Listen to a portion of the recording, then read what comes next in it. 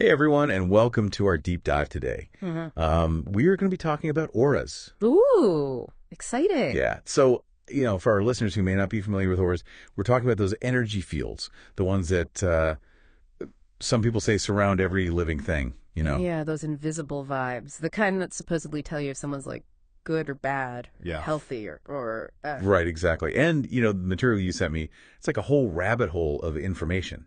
I mean, it goes into the history, the Mhm. potential science, how they're used in healing and stuff. Oh, and get this, it even has this exercise so you can try to see an aura. I mean, come on, how cool is that? Yeah, I know. It really is fascinating. The history of auras is it goes way back, it's not just some new age thing. Oh, yeah, definitely. So, like, before we get too deep into all that, can you just give us like a quick Aura 101? What exactly are we talking about here? Okay, so basically an aura is this energetic signature, right? It surrounds every living being. And it's supposed to be, well, it's been described as a luminous field, sort of like, I guess you could say, a halo, and it reflects a person's inner state. Okay, so, like, if I'm stressed, my aura is going to be all frazzled looking. Well, some people believe that, yes, and that different emotions create different colors in the aura, like uh, anger might be red or calmness might be blue. Wow, that is wild.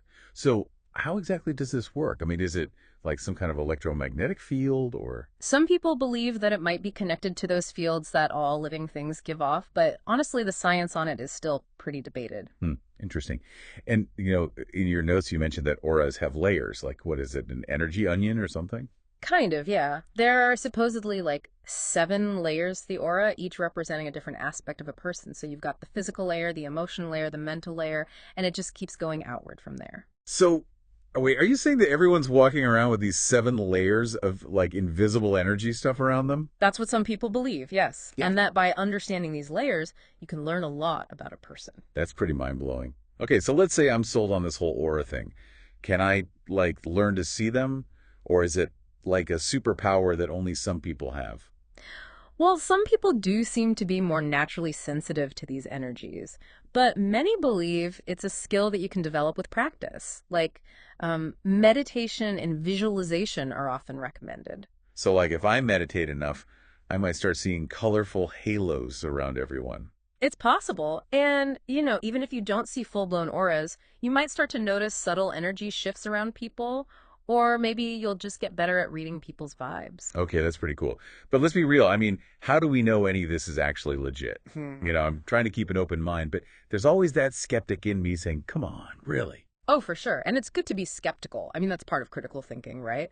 But there are actually people who claim they can see these auras, and they describe them as glowing colors around a person.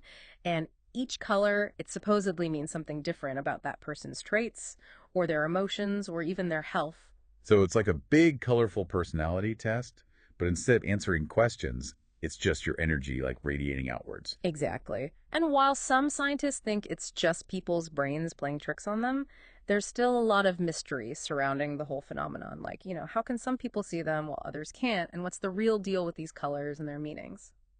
Yeah, that's what I'm curious about too. I mean, is there like a cheat sheet to aura colors? Red means this, blue means that. I'm dying to know. Yeah, there are some common interpretations. Like, for example, red is often associated with passion and energy, while blue is often seen as a sign of peace and tranquility. So, like, if my aura is red, does that mean that I'm always angry? No, not necessarily. It's more nuanced than that. And the interpretations can vary depending on the person and the context. Like, red could also indicate someone who's really driven and ambitious. Ah, okay, so it's not just a simple color-coded system. Yeah. There's a lot of interpretation involved. Exactly. And that's what makes it so fascinating, right? It's like this whole language of energy that we're just beginning to understand. It's like, if these auras are real, how much control do we even have over them? Yeah. Like, can we change our aura color just by thinking happy thoughts? That's a really interesting question, and it's something that we're going to be diving into a lot deeper in the next part of our deep dive. Because, yeah, there's a whole debate about how much our thoughts, emotions, and intentions can actually influence our energy field. Ooh, I can't wait to hear more about that. This is getting really interesting. I know, right? It's like we're peeling back the layers of reality one energy field at a time. All right, well, on that note, I think it's time for a little break. We'll be back soon for part 2 of our deep dive, where we'll explore how these auras are thought to be connected to healing practices and what science really has to say about it all. Stay tuned. See you soon. So, are you ready to dive back into the world of auras? Oh, absolutely. I'm still buzzing from all that talk about energy fields and color interpretations. It's definitely a lot to wrap your head around, but it's more than just theory. There are actually people who use auras in real life practices. Yeah, like Reiki, right? That's the one where people wave their hands over you and it's supposed to heal you or something. Well, it's not quite that simple, but yeah, Reiki is a hands-on healing technique that works directly with the energy field. Okay, but be honest, does that stuff really work? I mean, I've heard people swear by it, but I'm always a little skeptical. I get it. It can definitely sound a bit out there.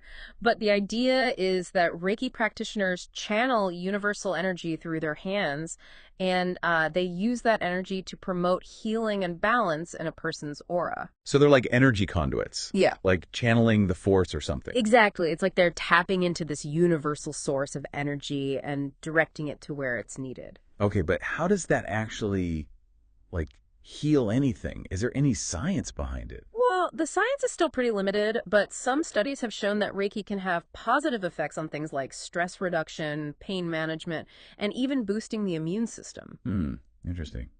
So maybe there's something to this whole energy thing after all. Yeah, and even if we can't fully explain it scientifically, there's something to be said for the power of intention and the mind-body connection, right? Oh, absolutely. Like the placebo effect is a real thing, so maybe just believing that something will help you can actually make a difference. Right. And with Reiki, there's this added layer of energy work that might be amplifying those positive effects. Okay, I'm starting to get it. So what about those other aura practices you mentioned?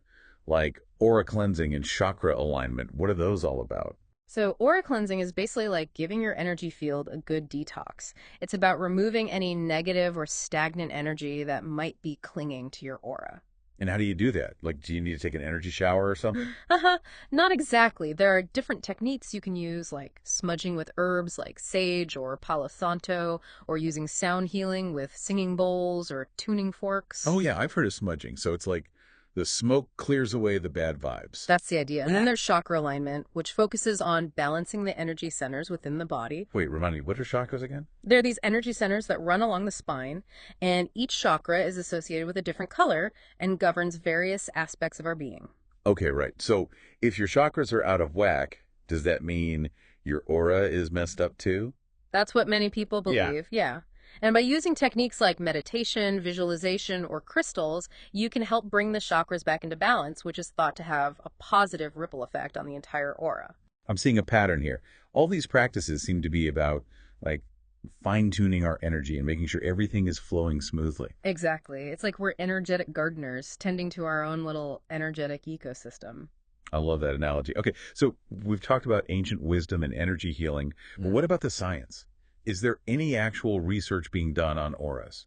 There is. It's still a relatively new field of study, but biofield science is starting to explore the electromagnetic fields generated by living organisms and how they might relate to our health and well-being. So maybe science is finally catching up with what ancient traditions have known all along. It's possible. And it's exciting to see that there's a growing interest in bridging the gap between science and spirituality. I'm all for that. Okay, before we move on, I want to touch on something you mentioned earlier, the idea that we might be picking up on each other's auras, even if we're not consciously seeing them. Oh, yeah. You know those times when you just get a gut feeling about someone, or you feel inexplicably drawn to them, or maybe even repelled by them? Exactly. What's that all about? Well, some people believe that our energy fields are constantly interacting, and we're subconsciously picking up on those subtle cues, even if we're not fully aware of it. So it's like we have this built-in energy radar that's scanning the people around us. That's a great way to put it. And it makes you think about the energy you're putting out into the world, right? For sure. If I'm grumpy and stressed, am I just radiating bad vibes everywhere I go? Well, it's probably not helping. But the good news is that we have the power to shift our energy and create a more positive impact on ourselves and the people around us. Okay, that's reassuring. But how do we actually do that? What are some practical tips for cultivating a more positive aura? Well, one of the simplest yet most powerful things you can do is practice gratitude. Taking the time to appreciate the good things in your life, no matter how small, can really shift your energy. So it's about focusing on the positive and letting go of the negative. Exactly. And that positive energy will naturally radiate outward, influencing not just your aura, but also the energy you bring to your interactions with others. I love that. And what about those sound healing techniques you mentioned? Could those help too? Absolutely. Sound healing can be a great way to harmonize your energy field. Whether it's listening to calming music, chanting mantras, or using singing bowls, those vibrations can have a profound effect on your aura. It's like giving your energy field a sonic bath. I like that. And another simple yet effective practice is spending time in nature. The grounding energy of the earth, the fresh air, the sunlight, it's like a natural aura cleanser. So my weekend hikes are doing more than just burning calories. You got it. And even just a few minutes of mindful breathing or visualization can make a difference. It's all about being intentional with your energy. These are great tips. I'm definitely going to try some of these out. Now, before we wrap up part two, I have to ask, are there any like downsides to this whole aura thing? Because, I could see how people might get a little too obsessed with it or use it to judge others or even like try to manipulate people's energy. Yeah, that's a really important point. Like any tool, knowledge about auras can be misused or misinterpreted. It's crucial to approach it with respect, discernment, and a healthy dose of skepticism. So it's not about like diagnosing people based on their aura color or trying to force your energy on others. Exactly. It's about using this knowledge for personal growth and understanding and always respecting people's boundaries. Okay, that's a good reminder. So we've covered a lot of ground in part two, from energy healing to the science of biofields to practical tips for cultivating a positive aura. And I think it's a perfect segue into part three, where we'll delve into some of the more philosophical implications of auras and explore what all of this might mean for our understanding of consciousness and the nature of reality. Okay, so are we ready to like go full on philosophical? Bring on the big questions. I think we've earned it after all that energy talk. Right. Okay, so if we're really going with this whole aura thing, this idea that we're all like radiating energy, what does that mean for, consciousness? Yeah, like how much of what we think of as me is actually just, energy vibrating at a certain frequency. Whoa, deep. So are Huh. you saying like my personality, my thoughts, my Everything. It's yeah. like, what if our individual consciousness is just a tiny part of this bigger, like, ocean of consciousness? You're talking about like a collective consciousness, right? Mhm. I read a little about that and it's pretty trippy stuff. It is. And if you think about it, it makes sense in a way. Like we're all connected, right? Not just physically, but maybe energetically too. And maybe our auras are like the visible expression of that connection. So like our individual auras are kind of like drops in the ocean of collective consciousness. Something like that. Yeah. And that raises some really interesting questions like, what if our thoughts and emotions are actually affecting this larger field of consciousness? So like if I'm having a really bad day, am I bringing everyone down with me? Or like if I'm super happy, can I like spread good vibes to the whole world? It's a possibility, and it makes you think about the responsibility we have, right? If our energy is literally impacting the world around us, maybe we should be more mindful of what we're putting out there. That's kind of scary, but also kind of cool, right? Like we have that much power. Exactly. And it ties back to that whole intention thing we were talking about earlier. If our intentions can actually influence our auras, and our auras are part of this larger field of consciousness, then maybe our intentions are shaping reality in ways we don't even realize. Okay, so what, like, if I focus really hard on winning the lottery, my aura will turn green, and then, boom, I'm a millionaire. Haha. Well, it might not be quite that simple. But there is this idea that by aligning our thoughts, emotions, and intentions, we can start to manifest things in our lives. So, like, if I'm constantly thinking negative thoughts, I'm more likely to attract negative experiences. It's a possibility, yeah. And on the flip side, if you're focused on positivity, gratitude, and, all that good stuff, you might find that more positive things start happening in your life. It's like we're literally creating our own reality with our thoughts and energy. Exactly. And that brings us back to those philosophical questions about, like, what is reality anyway? And how much control do we actually have over it? Whoa, we're going deep. Yeah. So, like, our auras are a clue to this bigger mystery of existence. Maybe.